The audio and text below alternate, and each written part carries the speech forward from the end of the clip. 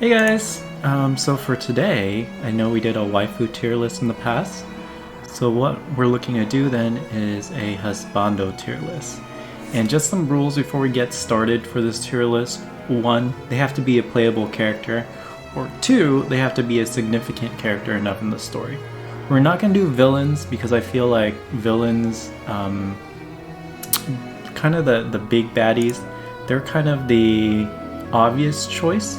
So we will go with the non-villains here. Alright, so getting started, we're going to go ahead and we're going to talk about male Byleth. Now in the last video I put female Byleth kind of like a B or a C. They really don't do anything in the story. The story kind of drives them and they kind of move along.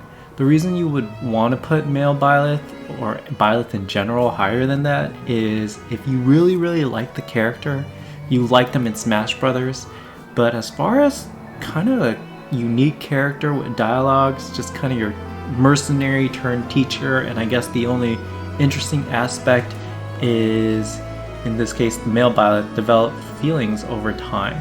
I don't think that's good enough to make an interesting character. So again, I think this is just a C. It's kind of just dragged along with the story.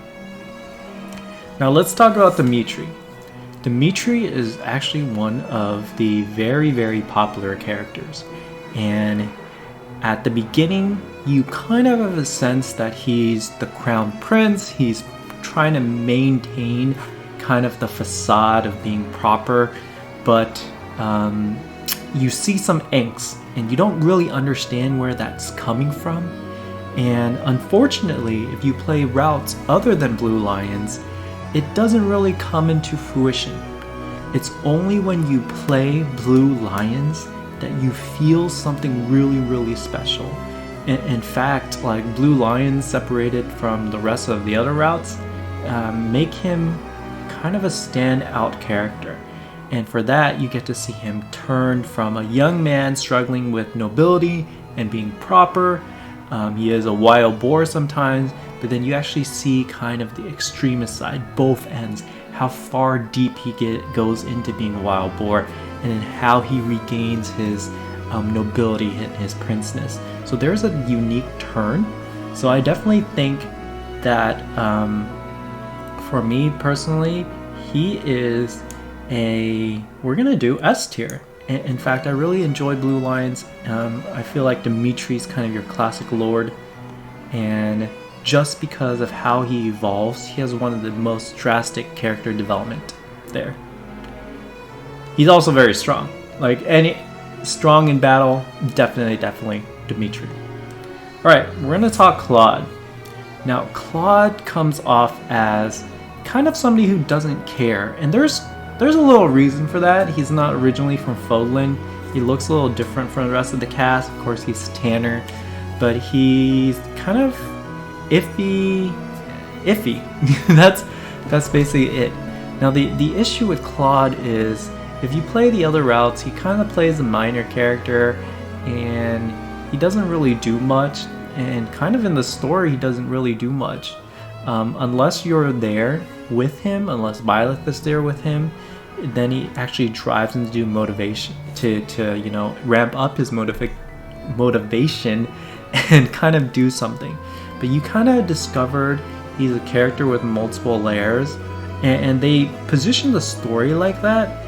And even though he has layers, they're not great layers. It's kind of like, oh, he's trying to be a facade because he has something deep going on. And when you find that something deep, it's really not that deep. In fact, it's more of a blessing than a curse. So for Claude, I like his playful personality. Doesn't take things seriously. He's an A in my book. He definitely has one of the longer character developments in the game, and he's featured in a lot of cutscenes. Alright, let's talk Hubert. Now Hubert comes off as scary to most players, and they really drive the story like that he's kind of a scary individual. But if anything, he's kind of the most devoted person to his lord. Now what do I mean by that is he would do all of anything to make Edelgard happy. Whether that's a dirty deed, whether it's an assassination, whether it's being generally evil, he does that all for his lord. In fact, if you play some of the other routes, you see that Hubert goes an extra step to take kind of not only preemptive action, but also if anything goes wrong, he's also there to inform you in the other routes of what's occurring. So he actually does go out of his way. He just sounds evil, and they make the game makes you think he's evil. But I'm gonna put him in A class because he's one of the really devoted characters. Now, I think Ferdinand is one of the strongest characters in the game. Now, what do I mean by that? He starts out as a pompous noble, and he's blessed with everything. He's blessed with education, he's blessed with good looks, he's blessed with a position of power, and where he's coming from, it's not like he's trying to use all of that to his advantage.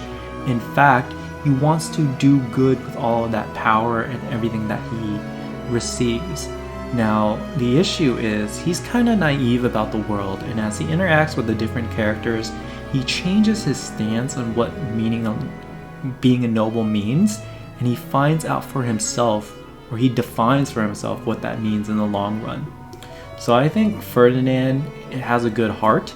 He may be kind of a rich kid if you allure it to the current world, but at the end of the day, it really doesn't drive him. He drives it, and he changes his view on it as he learns more about the world. Okay. Now we're going to talk Linhart. Linhart is very, very popular. Smart guy who's lazy, doesn't really want to do anything, just wants to relax, wants to sleep most of the time. Even in battle, all his quotes are like, oh, and letting out that sigh. You know what? I was going to put him at a B, but I think I'm going to put him at a C because he really, if you don't intervene, he really has no factor. Even after the war, he doesn't really do anything. So I'm going to put him at a C. I think he's popular with a lot of people because they like to be lazy. But as far as Husbando material, imagine you having to whip this guy into shape every time you want him to do something. There's a lot of effort in convincing there. Alright, Kaspar. Now Kaspar is actually one of my favorite heroes. He's kind of the shonen main character here, where he's like, I have the power of friendship, I'm gonna beat everything into what is right. But he learns throughout some of his supports that what he thinks is right always may not be right. He also has a conscience, and he feels guilty for things that while he doesn't do it himself, his dad or somebody in his family might do it, and he feels guilty for that.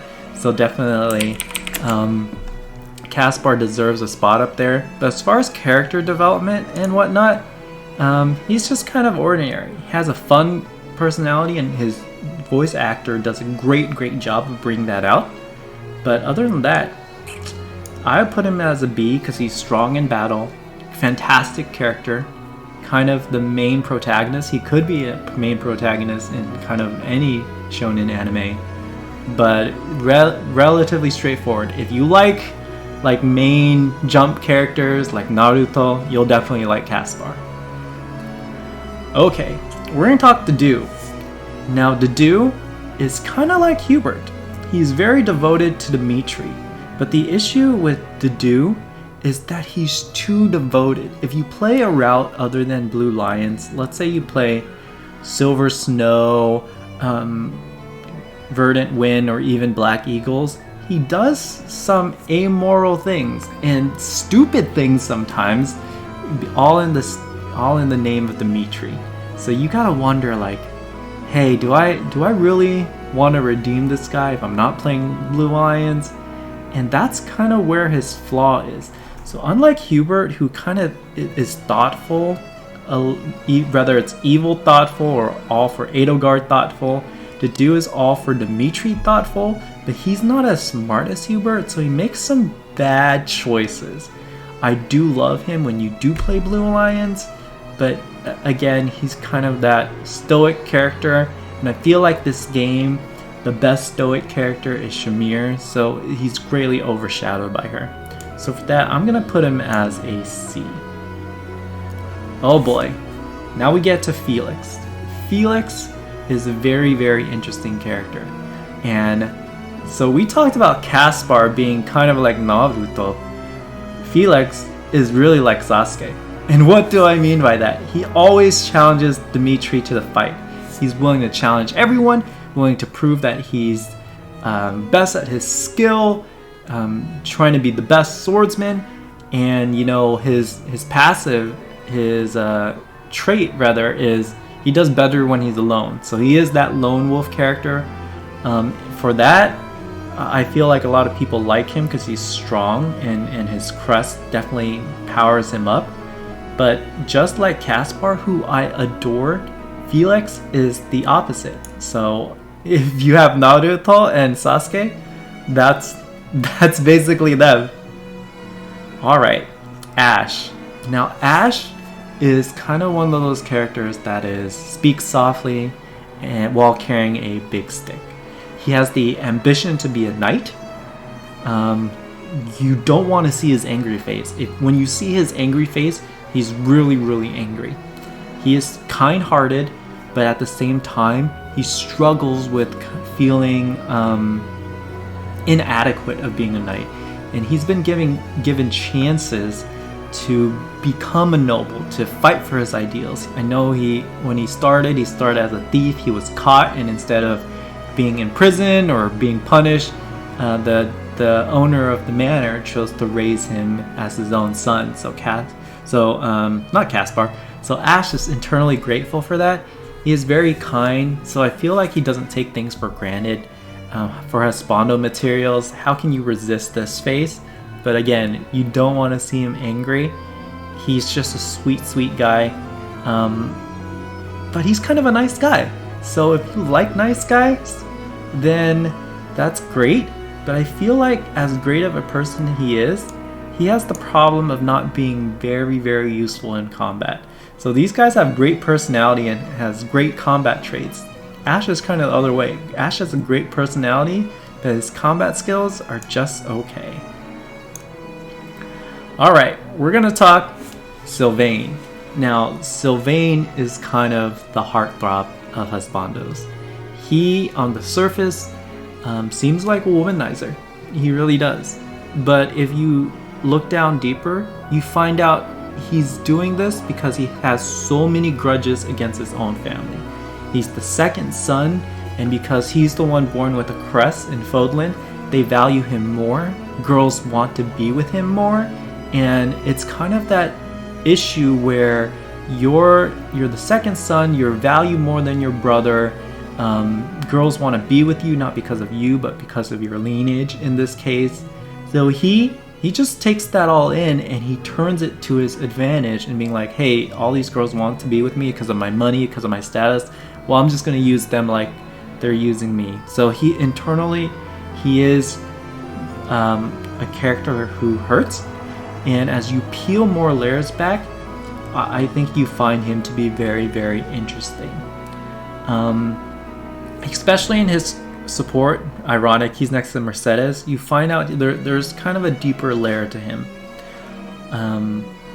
I think, I was going to put him as a B, but the more I talk about it, I do think he's an A tier. Just like Ferdinand, who kind of learns what it means to be a noble, Sylvain learns what it is to be himself without kind of in the self-pity mode. Alright, Lawrence. Oh my god. Lawrence drives me crazy because he's a noble, but unlike Ferdinand, he doesn't discover the real world through the naivete of it. He doesn't learn through his own experience. He holds that arrogance all the way from school over to war, and he clashes head with Claude sometimes, and that's because of the survival of his house. So I think he is smart in that aspect, but at the same time, he's not smart because his attitude should really be working together with Claude, but he's always against Claude, trying to prove that he's better all the time. And I think that if he learns to get out of his own way, he'd be a very successful person. But in the meantime, I'll give him a C. Imagine him as your husbando. You would argue all the time over pride and whether or not there's a point of view that you support versus him support. So there's that. Okay, I'm going to talk about Raphael. Now Raphael, I think, is just all muscles. He's very kind. He does think about his sister, but besides his sister and food, there's nothing else there. Just a big burly muscle guy. I think they had to add one for the game, and that was it. I think for that, I'm actually just going to put him as a D. Okay, now Ignatz. Ignatz is another character I absolutely love. I've recruited him on multiple paths. He's one of those merchants. He doesn't come from a noble house. He's trying to make it on his own, and he's trying to figure out who he is. And he's a really, really great artist, but he feels the pressure from his family to become a merchant instead of becoming a great artist. But as you learn through different support conversations with him, he is genuinely a great artist, and he learns throughout time that that's the passion that he needs to pursue. That's who he is. So this is kind of more relatable, I feel like, because everyone's trying to figure out their own path and not kind of the path set out for their parents. So I think Ignatz is a solid B, kind of the same category as Ash, where he doesn't take anything for granted. Ignatz is trying to carve out his own path, and he's figuring out who he is all by himself, and I think that's very, very noble. Okay, we need to talk about Seth, because Seth is either the greatest character depending on your taste, or the worst character depending on your taste. Now what do I mean by that? I think his voice actor, Mark Whitten, is fantastic at delivering Seth, overprotective brother, as well as devout church follower. I think he does a great job. He really projects Seth's strict and stern approach and really cautious approach to you as the character, to each of the lords, to everybody's intentions. I think there, but then he has all those funny parts where he's trying to be protective of Flame. And he has some soft spots too when he's dealing with some of these other characters in the support. So I think overall he's a very solid character, and because he's very solid, he's not extraordinary, he's just average. I am going to put him as a C, but I think he is more interesting than Byleth, so I will put him ahead of Byleth for now. Okay, Hannon. This guy is like, we need to write in an old man, an old teacher, who's interested in Crest, and like not only interested, but like fixated on Crest. And him being older, they kind of put him in a lot of stereotypes and tropes, like he's really annoyed with Manuela and all of her antics, but he is kind of straightforward character. So I'm gonna put him at a D, but I do think he's more interesting than Raphael, so I'll move him ahead on the D list here. Gilbert. Gilbert is a horrible father, somebody who rather serve his country, which is kind of noble, than be with his daughter. But for 20 years or however long Annette's been alive, just ignore her for all that time? That's terrible. So he just left his wife and then just went to serve his kingdom. At least come back and visit sometime, man. Just don't be away forever. He does serve kind of as an advisory role, but it's not that great. So I'm going to put Gilbert at the lowest D here. Next, we have Aloise. Now, Aloise is really someone who's trying to be your friend. No matter which character you are, he's trying to be your friend. He's definitely your dad's friend, and now he's trying to be your friend. But it's kind of one of those friends that you have that are overly friendly to you, so you kind of get sick of them, even though they may have all the good intentions. They're like, hey, do you want to do this together? Do this together? And I know that may seem creepy, and sometimes it is, but that's who Aloise is. So he's trying to look out for you, he means well, but he just comes up way too friendly. So that does scare some people off. So I'm gonna put Aloise here. Okay. All right. Maybe behind Raphael, but definitely ahead of Gilbert. Okay, Cyril. This is another controversial character because Cyril lacks all personality. And what I mean by that is he may be your strongest character because he has aptitude as kind of his trait, so he has a higher chance of stat growth. But by the time you get him, it's kind of like late-ish or in the game to actually invest in him truly. And because you have so many other characters, his lack of personality and him trying to discover a personality is kind of lacking.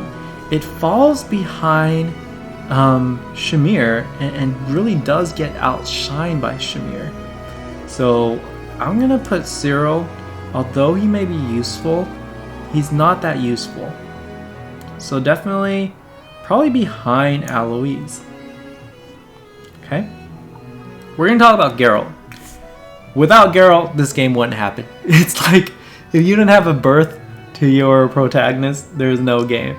He's kind of your dad, but he's kind of a good dad in the sense that he just lets you learn by yourself and learn through your own mistakes. He's there when you need him, but he doesn't interfere with your daily life, which I love, by the way, and he gives advice when there needs to be advice. Doesn't say too much, doesn't say too little. He's kind of the right person for this job. And ironically, even though some of these characters you have the entire game, Geralt is still memorable.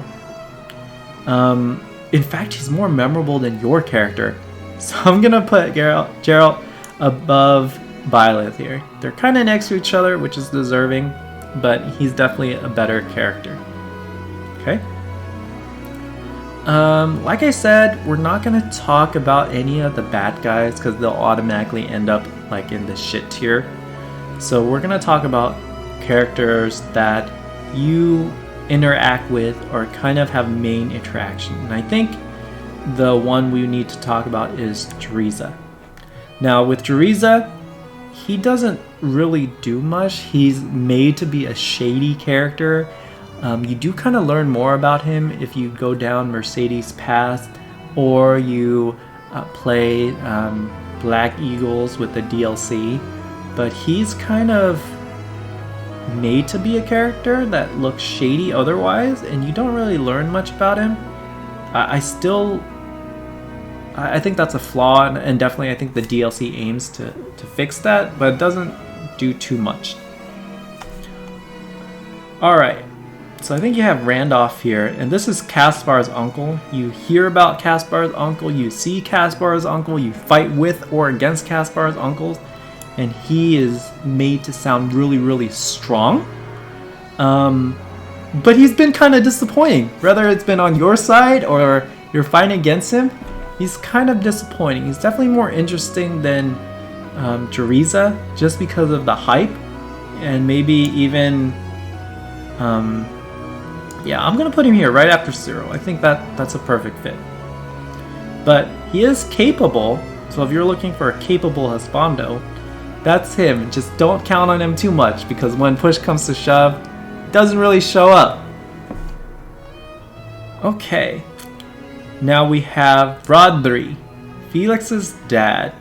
Now with Felix's dad, he's actually better than a lot of these characters because Felix's dad actually plays a pivotal role in Blue Lions. You actually get to meet and talk to him.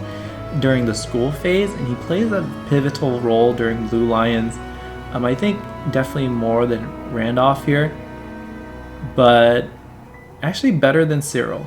So I'm going to put him there. I mean, look at that. If you're into a DILF who's capable, definitely go for Rodri. Alright, we're not talking about any of the bad guys.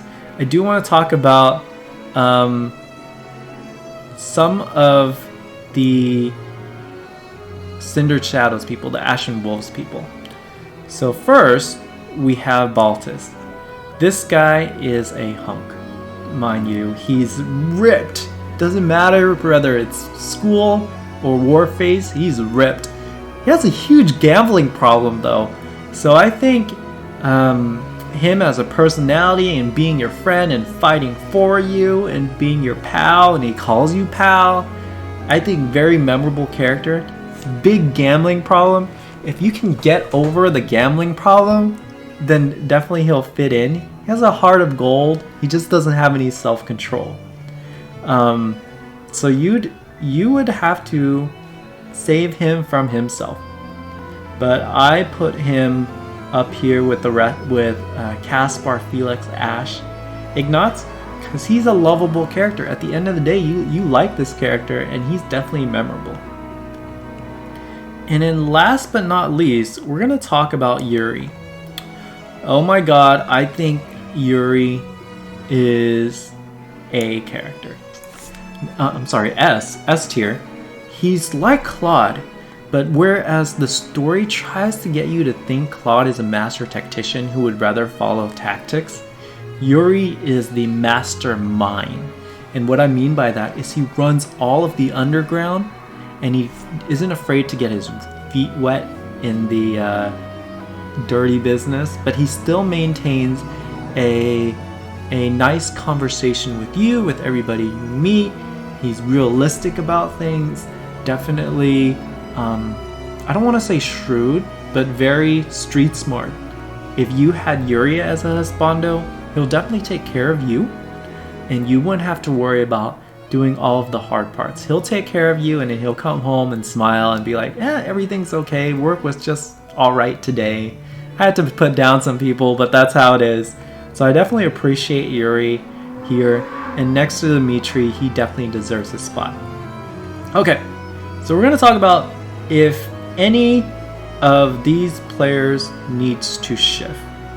And so far, I think Dimitri and Yuri are there in S tier. I do think Claude, Hubert, Ferdinand, and Sylvain deserves A tier. I think I would put Ferdinand in the front. I really like Ferdinand, and Claude being second in the A tier is good.